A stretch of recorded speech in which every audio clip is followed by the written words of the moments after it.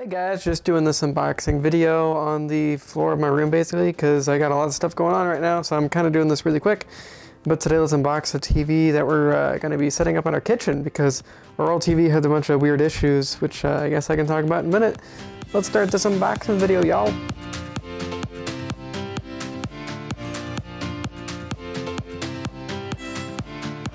Alright, I'll try not to get in front of the light too much so you guys can actually see what's going on here, but it's an LG TV, 22 inches. It's a 1080p IPS display actually, so that is actually pretty good for a little TV like this. And it is a TV, not a monitor. So it's TV right there, in case you guys are wondering. So basically, one reason we're getting this, we had a 19 or 20 inch Seiki TV, S-E-I-K-I, I believe that's the brand name. It's really hard to find brand name like LG, Samsung, stuff like that for smaller TVs, but I finally found this one.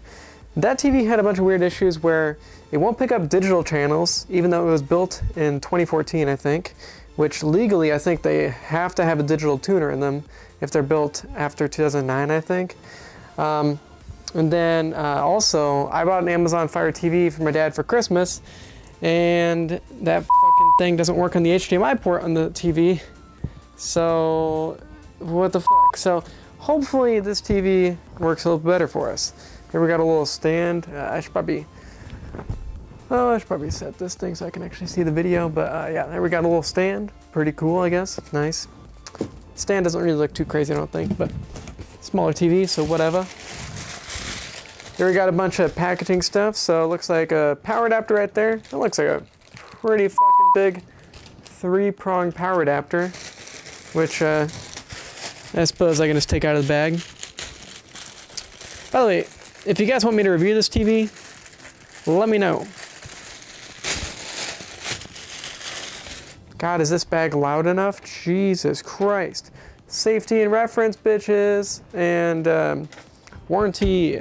And there's a remote with batteries. Oh snap. Okay, so this remote looks pretty basic. Let me actually get over here so I can actually see it as well as you guys seeing it. It looks pretty basic, but I don't know, I guess that's cool. Nothing too flashy, but there are a lot of buttons, so if you're buying this for your parents or some crap, then they'll probably still be confused by it. Big ass 3-prong adapter, sorry for the cursing, but big 3-prong adapter for power. I don't know why that has to be so big, but whatever. And let's go over the TV. So I figured LG is a pretty reputable company. I hope to God that their TV has a freaking digital tuner in it. I mean, I think by law, I think they have to have a digital tuner, but some companies don't follow those rules. All right, here we go. All right, so, ooh, $4 a year energy cost. That's pretty low, I guess. But the range is 4 to 5, so. Okay, it's a matte screen. I like that a lot. I really prefer to not have glossy screens on TVs, so LG, cool move there. It does look like the bezel's pretty glossy, but bezel is pretty thin, as you can kind of tell. I saw this on the Consumer Reports review of this TV, that the inputs are really limited. Look, there's power, kind of have to have that one. Then there's an HDMI 2.0 port, which is pretty cool. HDMI 2.0 is really not necessary whatsoever, but we got HDMI 2.0, and then an antenna cable, which is cool. Hopefully that freaking thing has a digital tuner. I'll try to put an annotation on this video if it doesn't, but hopefully it does. And then there's 2 ports over here, which are service only. There we go, kind of you can see. It's a like 3.5 millimeter audio jack and a USB port. Apparently you can't use either of them unless you're like working on the TV from LG, I guess. So that's good to know, I guess. So basically, if you're gonna get this TV, only have HDMI and only have TV. So that's kind of crappy, I guess. I like the back of this TV. It's a matte finish, so that's nice. And there's some base mounts if you want to use a base mount instead of that stand. But pretty cool stuff. And there's probably where the speakers. Yeah, I think I can see the speakers in there. So 2 speakers in there, cool stuff. I think they're like 3-watt speakers, so they're really not that crazy. Which is unfortunate because the thing about this TV is, since there's no 3.5 millimeter jack that takes the audio out, basically you're stuck with the internal speakers. So if you're going to be in an environment that's pretty freaking loud, then then you really might not want to get this TV, because you can't hook up external speakers unless you can use like an external device to split out the audio, which those are out there, but just another cost, you know, it's kind of a pain in the butt. I think there's also, yeah, that little button right there. See if I can zoom in on that. That is the like volume and stuff like that. Looks like it.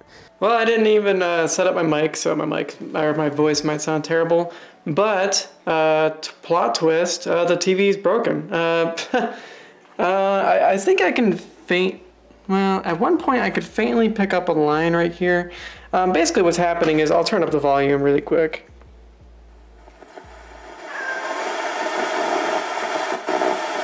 Alright, yeah, I turned down the volume because that gets really fucking old after a while. What's up, Charlie? How you doing? Hey, cat. Yeah, TV's broken. Charlie's disappointed. Yeah, I called LG about it, and they were like, yeah, your TV's broken, man. And I was like, yeah. So yeah, basically, I don't know if you guys want to see back here, but I just hooked up the coaxial. Didn't even hook up the Amazon Fire TV yet, but yeah, so there's no picture, and like it's not just like the channel not showing picture. Like if I click, like here's like the settings button, let me click that, nothing. But whenever you click the button, let me turn up the static again. I click the button and like the TV goes to settings probably, but there's no picture. So probably what happened is I guess probably the LCD got cracked somehow. There's that line. You can barely see it, especially when my camera's not in focus. Then you definitely can't see it. There's like a little bitty line right there. So I think that probably the LCD got fucked up in shipment, I guess. I don't know. There was a lot of padding in the box. I don't really know why it got fucked up, but no. But then if I go back out of settings, the static comes back. So like the TV works. It's just not showing shit. So. You know, if you just want speakers, you know, if you want a radio, shit, this thing's perfect. But I'm sure it's just not the TV. I'm sure you know, probably FedEx was like, fuck this guy's TV. Well, here's my final update on the TV. We got a different one in, and look, this one's actually working. Oh man, basketball's on. So digital channels are actually coming in. No cable box, so it's just a direct connection. I guess I can't really show back there because it's super dark, but direct connection coaxial, so that's awesome. The other TV wouldn't pick up digital channels for some reason, and I'll go ahead and switch it to the Amazon Fire TV, and that works as well. So look at that. Very cool. So and the picture quality is actually pretty damn nice. 22 inches, 1080p. So that's a pretty good DPI, I think.